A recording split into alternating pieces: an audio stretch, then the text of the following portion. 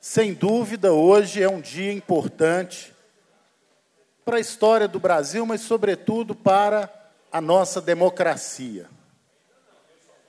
O que está em jogo na decisão do Supremo é retirar a liberdade ou não da maior liderança popular sindical da nossa história, que, no exercício da presidência, deixou um legado econômico, social, soberano, recolocando o Brasil na cena internacional, legado este aprovado por ampla maioria da população brasileira.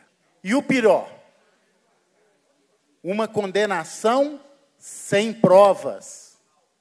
Este é o aspecto que eu queria ressaltar. Muitos estão pulando esta etapa.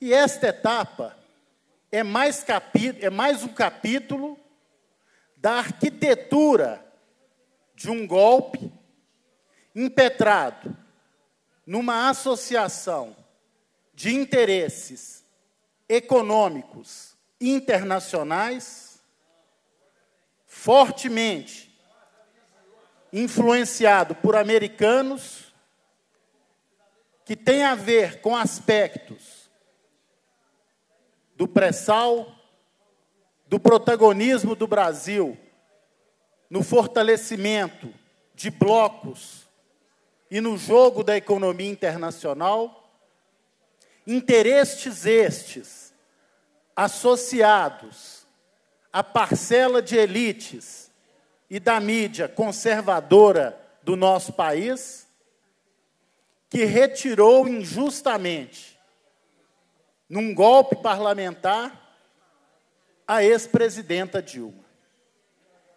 E este golpe tinha um roteiro, e esse roteiro veio sendo cumprido.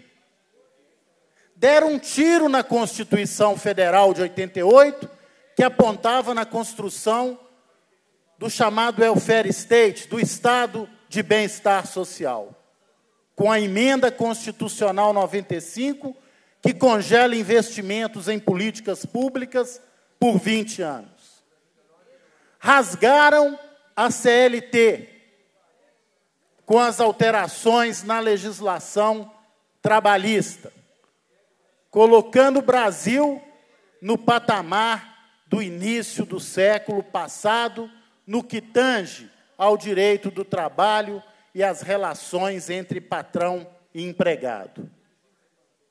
Este golpe, evidentemente, não podia prever o retorno do ex-presidente Lula.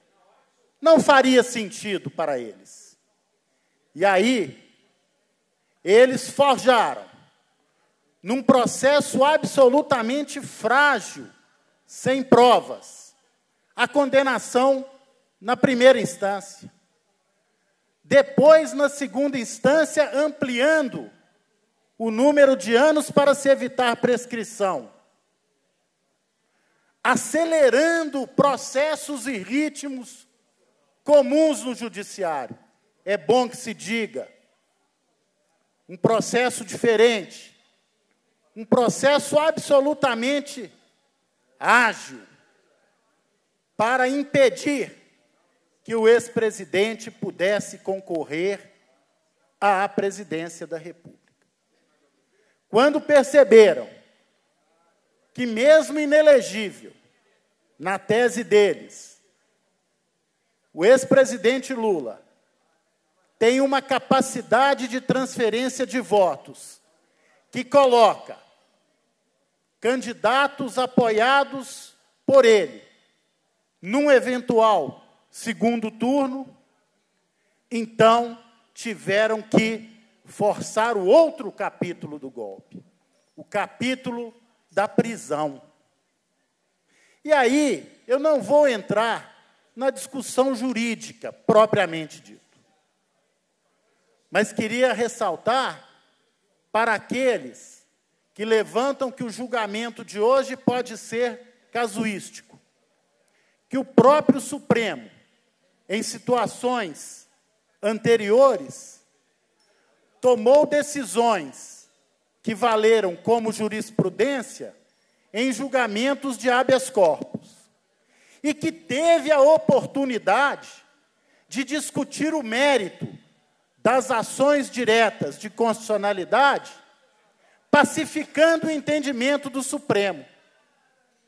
Será que o casuísmo não foi deixar de apreciar o mérito dessas ações, prevendo um resultado que poderia beneficiar o ex-presidente Lula e colocando só o caso dele para julgar a opinião pública contra aquilo que poderia beneficiá-lo? Talvez este seja o casuísmo. Mas, independente dessa discussão, o que está em jogo hoje é impedir que o presidente Lula seja candidato e ou tenha liberdade para participar ativamente do processo eleitoral. Nós temos que ter cuidado com a nossa democracia.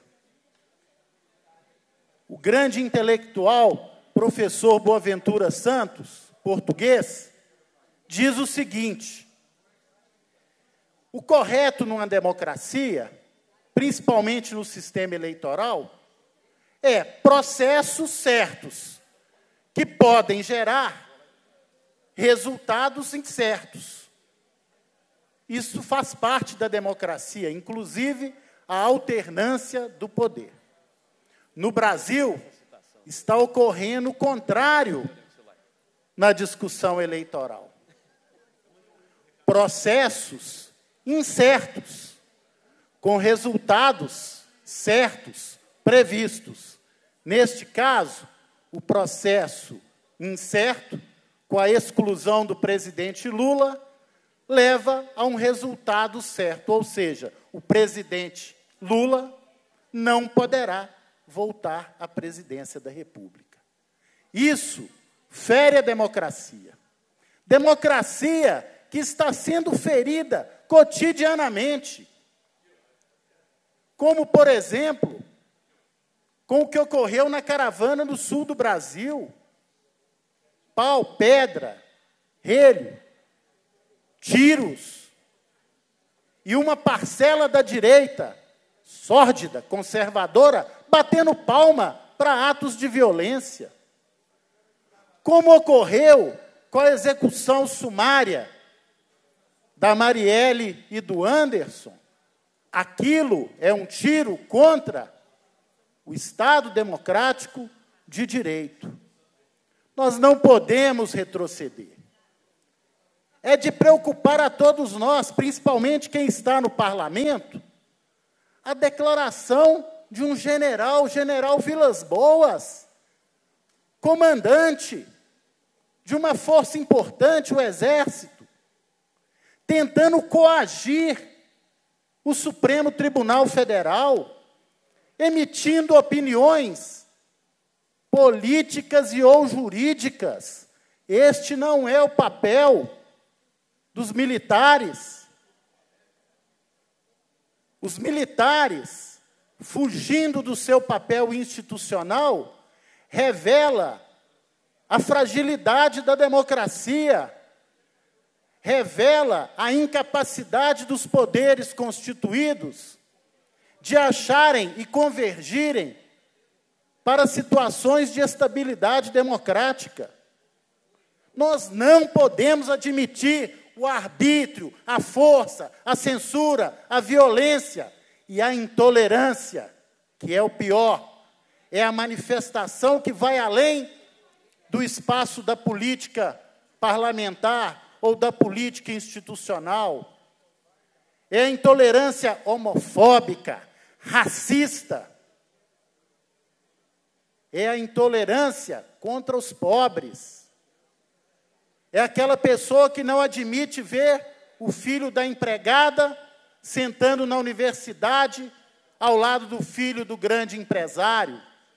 ou do pobre na fila do aeroporto, fazendo uma viagem como qualquer outro grande da elite. Nós não podemos admitir esse retrocesso. E por isso a decisão de hoje é importante. O Supremo, se quiser, pode ter a capacidade de achar o caminho com sabedoria, de não tratar de generalizações, de separar o joio do trigo, de não transformar decisões em condutas generalizantes, mas é inegável que seria uma injustiça pessoal. E aí nós temos também que levantar essa dimensão. É justo uma condenação sem provas de uma liderança popular que significa um símbolo, que é um símbolo para as pessoas mais pobres do Brasil, que dedicou a vida a lutar pela democracia e pela inclusão social do nosso país? Uma condenação que faz parte de um golpe, repito, golpe arquitetado por interesses econômicos internacionais associados às elites preconceituosas do nosso país. É isso que está em jogo.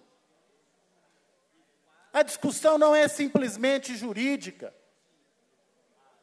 Nós não podemos condenar sem provas uma liderança à reclusão política e pessoal em função disso.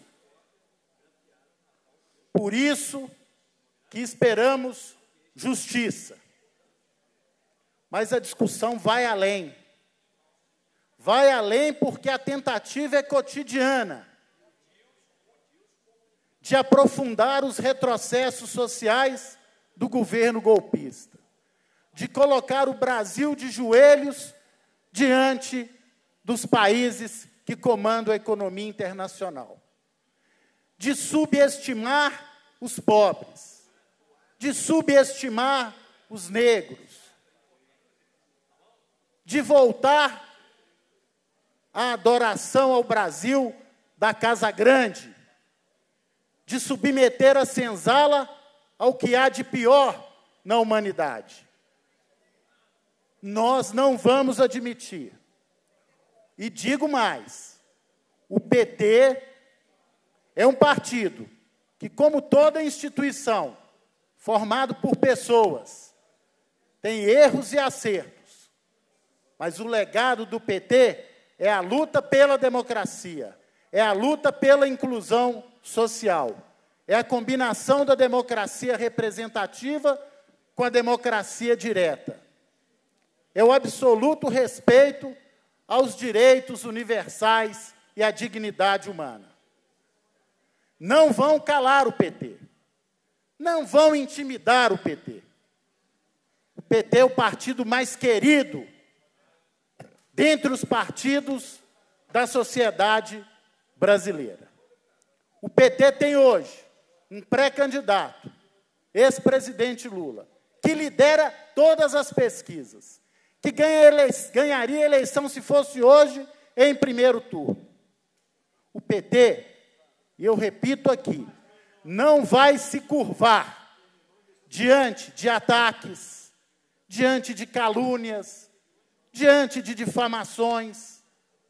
O PT tem um legado, como o ex-presidente Lula tem, legado de políticas públicas, legado de 40 milhões que saíram da pobreza, legado de jovens negros e pobres na universidade, legados de fortalecimento da agricultura familiar, legados de restauração de um papel de protagonismo do Brasil no cenário internacional. E o PT tem na liderança do presidente Lula o seu maior exemplo. E nós não vamos nos curvar a essa tentativa de prosseguimento ou de uma espécie de capítulo final do golpe. A condenação sem provas e a prisão. Não, nós ainda acreditamos na justiça e na democracia. E não vamos reagir com a violência, ou com violência, a violência praticada por setores da direita brasileira.